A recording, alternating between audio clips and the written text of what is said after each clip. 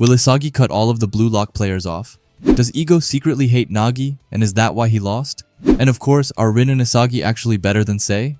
Those are just some of the hot takes I will be going over today, and trust me, there are more insane ones in this video. But with that out of the way, let's dive right into it with the first one. So the first hot take says Rin will get satisfied after beating Sae, leading to his downfall, similar to Nagi. Now let's talk about it because anything revolving the Otoshi brothers gets me super excited. Now I do think that one of Rin's primary goal is to kind of get his revenge on Sae. I have seen people argue that his goal is to become #1 in the world, which is also true. However, I do feel like he values his revenge towards Sae above that. But so what will happen after Rin gets his revenge? Well, I honestly doubt that he will become like Nagi. What I feel like will happen is a bit corny. However, I think that Rin will beat Sae, but after that they will have a talk with each other, very briefly. But I feel like Sae will explain it a bit more in depth.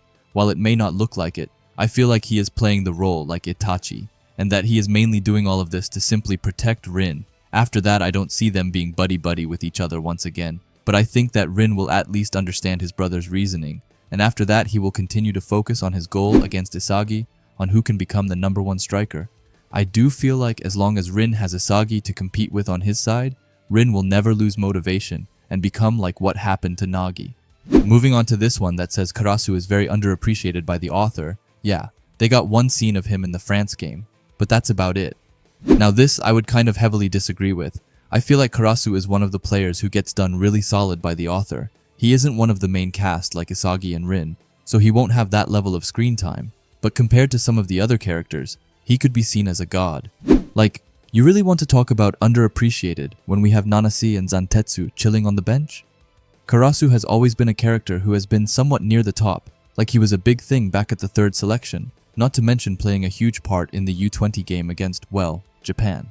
Then in the PXG game against Bastard Munchin, he also had a ton of screen time. A lot of times it was around the midfield with Charles or against Hiyori, and now he is always referred to a lot as one of the main pillars of the whole team, playing one of the most crucial parts in their whole formation.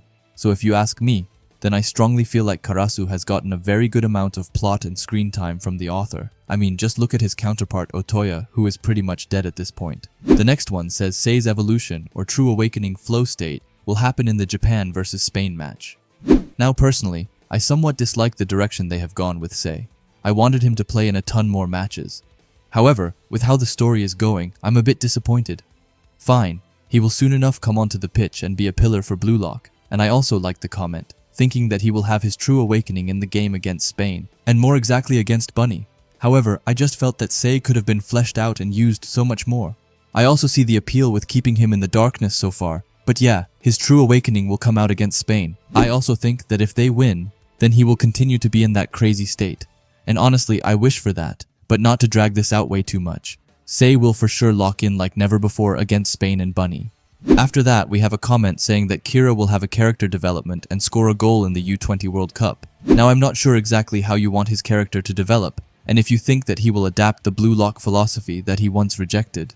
But even if it is that, then I see that being very unlikely. I think that Kira will just be the same as he has always been. He will come back, but this time with even more hatred, for not only Ego, but also for Isagi, and mainly Isagi, as it was him who took him out, and who now has become a hero. Now let's touch on him scoring, and while I think that it wouldn't be an awful choice, I seriously can't see it happening. The thing is that if he scores, then he kinda needs to stay relevant in my opinion after that. But I just don't see that happening. I don't even think that he might get subbed in at all. Personally, I feel like he will come and talk his shit about Isagi. But Isagi will just prove how utterly useless he is against Isagi, and that he has no chance. Personally, I feel like the only reason why he is even coming back is because they needed a way to get Nagi back into the story, and Kira just fit perfectly into that, as someone who could be interesting to bring back. While on this topic, we have the next one saying, I think that at least one character that got eliminated from the Neo-Egoist League arc will come back with Nagi. Now, I would love to have some of them back, especially Raichi because I seriously love his character. However, there's no way I see that happening, and not just Raichi, but anyone who got eliminated besides Nagi. I think that Nagi will come back, and Kira will also come back, as he will be a somewhat interesting character to bring into his rivalry with Isagi, or I should say one-sided rivalry. Now, who will be the third one? Well, there's this random player who I honestly forget sometimes, but it's the guy called Hanaru Shindo, who is actually a pro player. Now there would be absolutely no point in bringing a totally new character into this side B if they were not going to pass it. So my prediction is those three, even though I would enjoy it more if, for example, Raichi or even Tokimitsu got their second chance at coming back, and this time being a bit more out for revenge, maybe, or just wanting to prove their worth. The one after that says, Yukimiya will score a World Cup goal before Kunigami and Chigiri. Now I for sure see him scoring one before Kunigami because, if I'm honest then, I'm not sure whether I even see Kunigami scoring one goal. This isn't just due to one of the latest chapters, where we saw him defending against Loki in the back line. However, I just don't think that he will be playing much of an aggressive role in the team. Now Chigiri, on the other hand, I see scoring before Yukimiya, or that is if Ego actually locks in and doesn't sub Chigiri out like all of the time. Like, it's kinda crazy how dirty Chigiri has been done over both in the match against France, but also Nigeria. Now back to Yukimiya, who is also one character who, like, where even is he? Now I get it that not every player can actually play in every match. However, there are so many players who will just not get their playtime in this arc. I strongly hope that Yukimiya isn't one of them, as I do see him being useful at least one time throughout this arc as well. He does have predator eyes, so he could be used in a pretty interesting way. However, back to topic. Do I think that Yukimiya will score before the two of them? Well, I can see him scoring before Kunigami, but not Chigiri. Now the next one is a bit long, but to summarize it, it says that Raichi is the key to beating France, and that he man-marked Snuffy, and could do the same against Charles. That would make Charles useless, and in turn, leaving both Hugo and Loki without him. Now I do feel like Raichi is unused like a ton. I feel like it was a pretty, I want to use the right word here, but kind of a letdown to let him go against the world's best player. And being super effective against him, now was Snuffy at full power? Most likely not, as I don't think any of the Masters was because, well, I mean, there wasn't that much on stake for them. Anyway, even with that, Raichi still did awesome, and for the author to kind of put him on the sideline after that feels so weird. Like, Raichi is really a player who should be a starter in my opinion because of the insane amount of valuable that he brings to the team, and locking out Charles of the game would kind of make the France team around 33% weaker if you only count those three as being the only ones useful. So like, there is no use not using him. However, now we know that Ego can't put him in anymore, as he has already used his substitutions, but I just don't see why he didn't put Raichi in. I do think that Charles would eventually find some sort of way to get around Raichi, and that he wouldn't get locked out forever, but still, he would for sure had been rendered completely useless for some time. Moving on to this one that says, standing on top of 299 corpses, the line shows Isagi will cut all relationships off. Now, I strongly disagree with this, as I just don't ever see him cutting all of his relationships off. Like, fine, in the heat of the game, he can be very focused on winning and doing some insane things, and not to mention saying a lot of insane things, but I never see him becoming some sort of enemy to them, or someone who cuts everyone off. I feel like the line with the standing corpses was just to highlight the pure insanity and intensity that is at play here. As in Blue Locck, your goal isn't to make friends, but to win at whatever the cost is. Do I feel like that cost will ever be paid? No, I really don't. I don't see Isagi becoming that kind of player ever. However, I do know that a lot of people think differently to that, which I fully respect. Next up, it says that Hugo will meet the god of football in the France rematch. Now, it was pretty interesting that it said rematch because for the first like 5 times I thought it simply said this match, but now, with it being the rematch, there is more to dig into. Or maybe not really, I'm just yapping at this point, as I believe that the only person who will meet the god of football will be Isagi. I do speculate about one more player, but I will come to him later. Anyway, now back to Isagi. Isagi is firstly the only one that currently knows the existence about the god of football because of Ego. And I also just don't see anyone else from at least the Blue Locck side meeting it.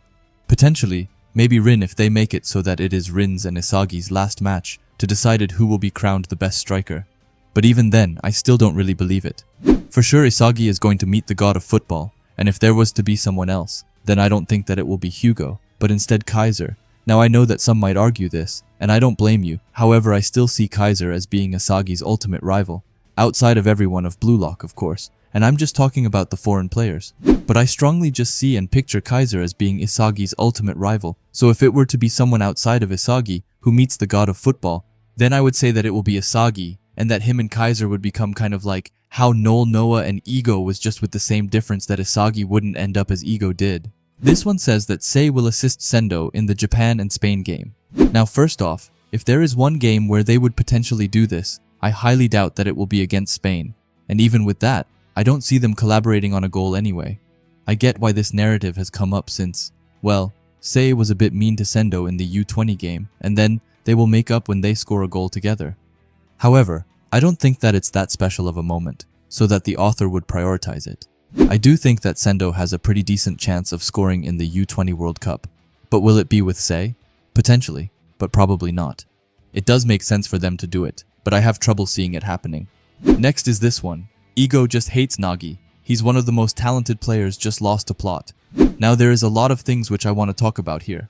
First off, Ego doesn't hate anyone, and especially not Nagi. I don't even know where this is coming from. No offensive to you who wrote this, but I have seen this so much just like everywhere. If you ask me, then Ego doesn't like anyone more than anyone else. What he does do is prioritize the team, and he prioritizes people that will evolve and will bring a better chance for the team. There is nothing more to it. He doesn't have any sort of favoritism or something like that. If he were to like someone more, then it would simply be because he finds them more valuable in terms of football and not because he likes them more. Why Nagi didn't make it isn't because Ego has some secret motive because he doesn't like people who are born with talent. No, it's because Nagi's value in the Neo-Egoist League wasn't good enough, or not even that, as Nagi himself wasn't good enough to qualify into the team. Also, Ego didn't choose to drop Nagi, not at all, as it wasn't him who decided on the 23 players who got to play, but instead it was all of their biddings. I also think that this can be backed up in chapter 303, where Buratsuta told Ego to bring Nagi back. However, Ego told him that it was already done, and that it was the rules. Buratsuta then continues to try and get his way, but Ego told him that he is here to bring Japan to victory in the World Cup. Now, if Nagi was someone Ego thought was needed to achieve that goal, then he would find a way that could have saved Nagi, but Nagi simply isn't needed. Also, yes, Nagi is one of the most talented players, and he might even be the most talented ever, obviously in terms of the Blue Locck players, not Loki, anyway. While he is one of the most talented, he is also one of the laziest and least hardworking. This goes back to the argument about talented or obsession. If you have someone with talent, then they will be better at the start, which Nagi was, as he was pretty much a god due to his talent. However, he lacked the drive, as he never wanted to go that extra mile. Meanwhile, the players who didn't have his talent had that drive in them, and therefore they became better than him, and stole his place in the team away from him. So to summarize it, Ego doesn't hate anyone, and especially not Nagi. Nagi sure is one of the most talented, but he lost because he didn't feel like working hard enough, and when he did, it was too late. Also, I'm well aware that the Nagi lovers will hate me for that, but it's the simple truth. Next up is this one, which says that one of the Buratsuta 3 will get subbed in to flip France's plan off. Now, sorry to break your dream, but that just won't happen. It's not even that Ego doesn't want that, but more that it's literally impossible, as all 3 of the Buratsuta players won't get to play in either the France game, or even the game against England, as they will come in later on after the group stage. So sorry, but it's just impossible. Now lastly, sorry for making you guys wait since this is the thumbnail, but this one says that Isagi and Rin has gotten better than Sae right now, which first off is an insane take when you read it first. However, there are different ways you can go about it, so let's talk about it. Now the thing is that I think that the argument that Isagi and Rin is better than what Sae was in the U20 match against Blue Locck, I feel like that is very valid and something that I would agree with, so let's make that clear. Isagi and Rin is better than what Sae was in that game. However, here is where the complications comes into play, as I doubt that Sae used more than 40% max in that game, meaning that he has 60%, which is far from having been unlocked. Like Sae most likely watched the whole Neo-Egoist League, and seeing Rin and Isagi in those games didn't make him excited at all, and he still thought that they were kinda mid. That's why we can simply assume that Sae is just better. And honestly, I feel like he is way better than what they currently are. Now there is of course no way of actually being certain about this, but I think that Sae seeing both Isagi and Rin Neo-Egoist League level and still not being impressed is more than enough reason to think that he is better. So Isagi and Rin are better than what Sae showed off in the U20 match. However, they are nowhere near better than what Sae is if he actually tries, and when he comes onto the team, he will be the best by far. Now those are all of the hot takes we will cover today. If I'm honest, then I have a bunch more, which is all thanks to you guys for leaving me such amazing hot takes. But if you want to see a part 2, then let me know.